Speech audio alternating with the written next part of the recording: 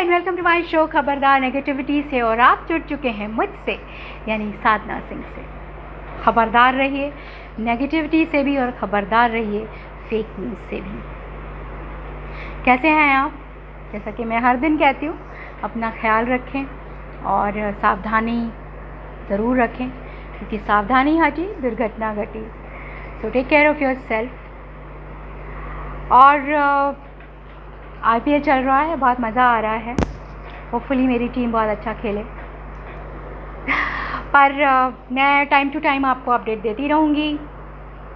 So keep watching my show या भाई। आज बारी है हमारे आप बिग स्टोरी की, जिसमें हम बिल्कुल ही करंट इवेंट ले रहे हैं। यानी पिछले हफ्ते और इस हफ्ते बॉलीवुड में हंगामा रहा, यानी पूरे हिंदुस्तान में हंगामा रहा और लोग एक दूसरे से कह रहे हैं माल है क्या।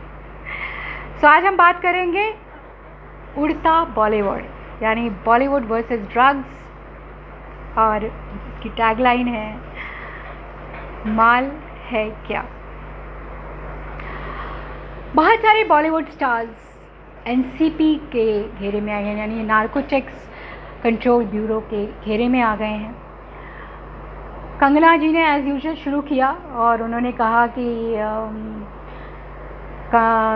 दीपिका पादुकोण को जो है वो ड्रग्स नहीं लेना चाहिए था अगर वो डिप्रेशन में है। बस फिर उनके कुछ मैसेजेस, व्हाट्सएप मैसेजेस लीक हुए दीपिका जी के, जिसमें वो अपनी मैनेजर से बात कर रही हैं। एक ग्रुप है जिसमें वो अपने फ्रेंड से बात कर रही हैं, मैनेजर से बात कर रही हैं, और उसमें ये कह रही हैं कि क्या माल है क्या, और वीड्स नहीं चाहिए, हैश चाहिए, इस तरह की। अब ये शुरुआत, जैसा मैंने आपको पहले भी जब मैंने वो स्टोरी करी थी कि सुशांत सिंह राजपूत जी को न्याय मिला कि नहीं, उनका तो कुछ पता नहीं, न्याय का तो कुछ भी पता नहीं है, क्योंकि उनका मर्डर हुआ, उन्होंने सुसाइड किया। अभी तक CBI ने, ED ने कोई भी स्टेटमेंट नहीं दिया इस मामले में। उसके बाद मनी लॉन्ड्रिंग का जो एंगल आया, वो भी, उसमें भी कोई क्लैरिटी नहीं, कोई स्टेटमेंट नहीं है।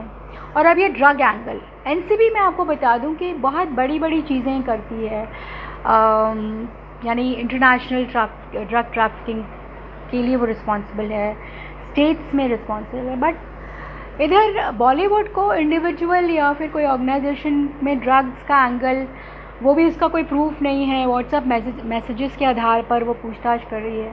क्या ये लीगल है या नहीं है, हम बात करेंगे आज हमारी ख़ास मेहमान से जो हमारे साथ हैं आज। और उससे पहले मैं बता दूं कि ये शुरुआत हुई थी सुशांत सिंह राजपूत के सुसाइड, मतलब उनकी मौत से।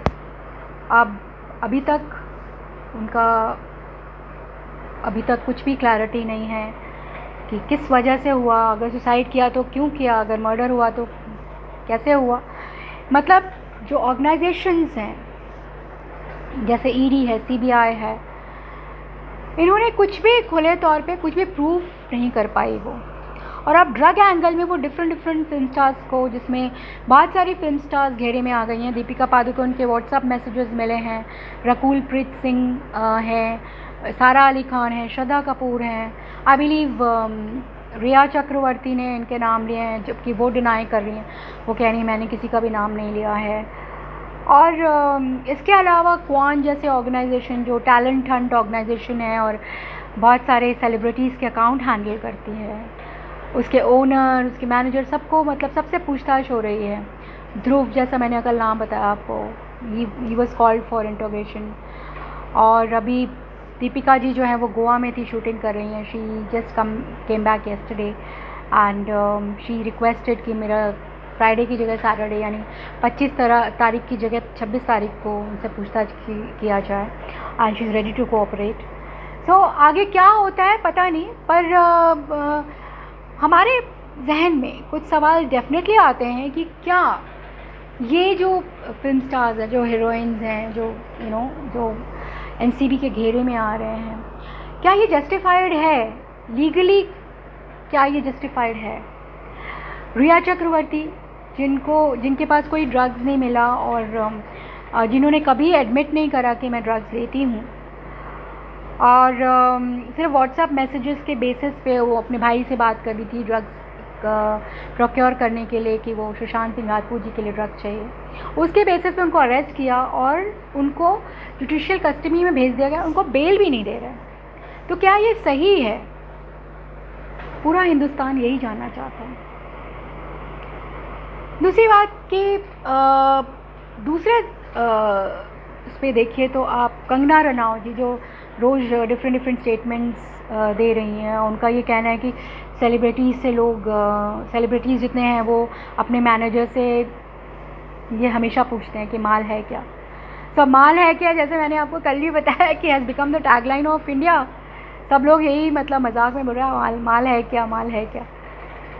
पर यहाँ सवाल ये उठता है कि कंगना रनावत जी ने एक वीडियो उनका वायरल हो रहा है जिसमें उन्होंने बहुत पहले ये एडमिट करा कि वो ड्रग्स पे थी, तो उनसे तो कोई पूछताछ नहीं हो रही है। तो ये पार्शलिटी क्यों? और जिनके व्हाट्सएप मैसेजेस लीक हुए हैं वो कैसे हुए हैं, किसने किए ये लीक? और क्या हमारे व्हाट्सएप मैसेजेस जो इनक्रिप्टेड होते हैं एंड टू एंड, क्या वो लीक हो सकते हैं? अगर 4 साल पहले मैंने किसी को कुछ कहा है तो क्या वो आज पता चल सकता है? और अगर उस बेसिस पे क्या हम मुझसे पूछताछ हो सकती है या अरेस्ट हो सकता है या चार्जशीट फाइल हो सकती है? ये सब ऐसे सवाल हैं जो हर कोई जानना चाहता है।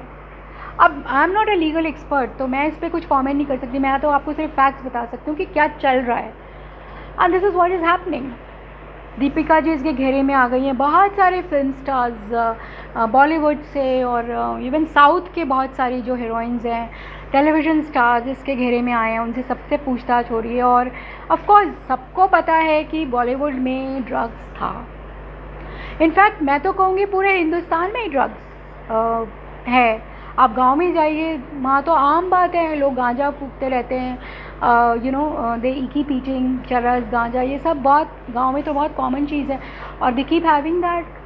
तो सरकार उस पर भी ध्यान दे, मतलब ये जो ऑर्गेनाइजेशन जो बॉलीवुड पे हैं। Of course I don't say कि अगर ये लोग ड्रग्स लेते हैं तो इस पर इंक्वायरी नहीं होनी चाहिए, ऑफ कोर्स होनी चाहिए, बुरी चीज़ है और आई थिंक बिल्कुल क्लीन अप होना चाहिए, पर टारगेट के तौर पे नहीं। अगर आप किसी को टारगेट कर रहे हैं और उसके बेसिस पे आप उनसे पूछताछ कर रहे हैं, उनको अरेस्ट कर रहे हैं और पार्शियलिटी नहीं, तो same rule should apply with everyone. अगर दीपिका पादुकोण से व्हाट्सएप मैसेजेस पर पूछताछ हो रही है तो कंगना रनावत ने जो उन्होंने कन्फेस किया था पिछले कुछ साल पहले कि मैं ड्रग्स पे थी, तो उनसे भी पूछताछ होनी चाहिए, पार्शियलिटी तो नहीं होनी चाहिए, राइट? सो इसी सब बातों से हमने ऑफ कोर्स बहुत सारे लॉयर्स से बात करी और आज हमारे जो ख़ास मेहमान हैं वो भी एक प्रैक्टिसिंग लॉयर हैं, बहुत सालों से प्रैक्टिस कर रही हैं, क्रिमिनल लॉयर हैं। उनसे हम जानेंगे कुछ सवालों के जवाब। कुछ सवाल किए हमने, जैसे कि क्या व्हाट्सएप मैसेजेस जो है वो लीगल है, उस बेसिस पे क्या आप किसी से पूछताछ कर सकते हो, उस बेसिस पे आप किसी को अरेस्ट कर सकते हो, और उनका क्या कहना है इन सेलिब्रिटी जो अभी चल रहा है, सब सेलिब्रिटी से पूछताछ चल रही है, उसके बारे में उनका क्या कहना है लीगली। और गांव में आप ड्रग्स लेते हैं, शहर में लेते हैं, क्या दोनों में फ़र्क है? इन्हीं सब सवालों का जवाब हमने पूछा लॉयर से और it's indeed an honour and pleasure to have her in my show.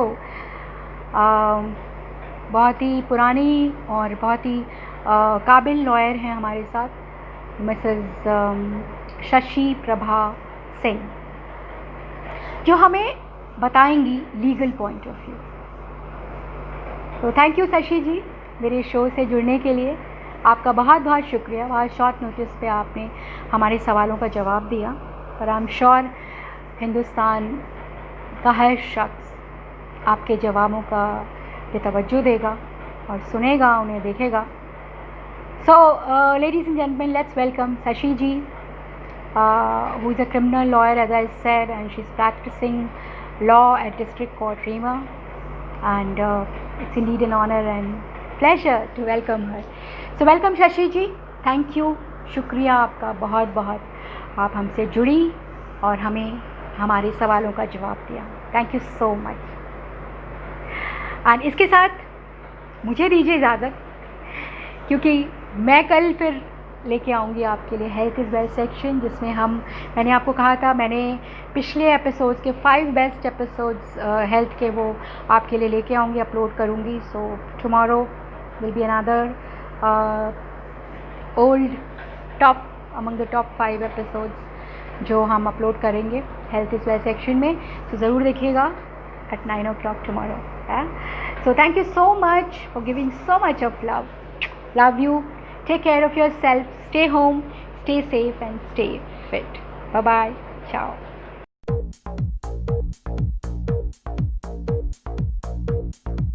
NDPS की धारा 67 में NCB किसी को भी समन दे के तलब कर सकती है और वह किसी भी व्यक्ति से पूछताछ कर सकती है।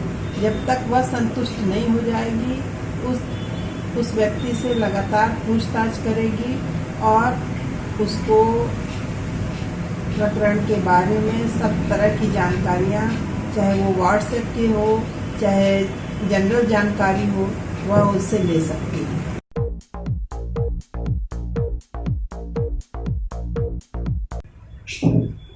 NCB समन किए हुए व्यक्ति से पूछताछ करेगी और पूछताछ करने के बाद यदि NCB यह पाती है कि उस व्यक्ति ने ड्रग्स का कंज्यूम किया है तो ठीक है।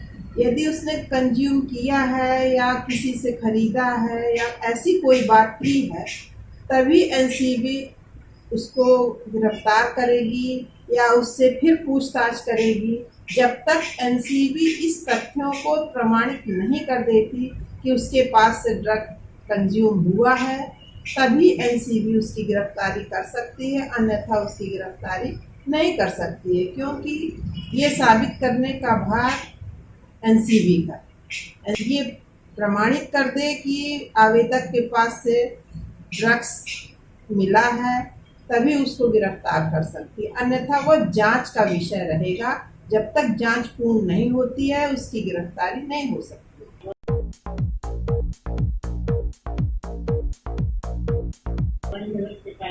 NCB के द्वारा 1 किलो गांजे में सिर्फ अवेलेबल है, बाकी किसी भी ड्रग्स में कोई भी ड्रग्स गांजे के अलावा यदि पाया जाता है तो वो सभी ड्रग्स नॉन अवेलेबल ऑफेंस के अंतर्गत आते हैं। ड्रग्स का सेवन तो दशकों से चला आ रहा है भारतवर्ष में, कोई आज नए सिरे से ड्रग्स का सेवन नहीं हुआ है। इसके लिए तो जन जागरूकता का अभियान चलाना आवश्यक है।